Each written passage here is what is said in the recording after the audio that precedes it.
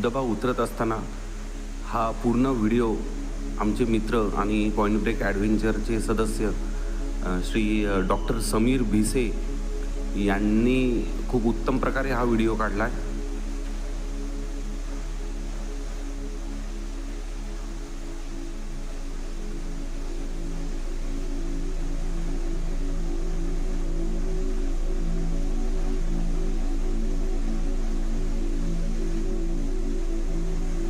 धबधब्याचा हा शेवटचा टप्पा अतिशय जोखमीचा आणि जबाबदारीचा होता. त्यातून ही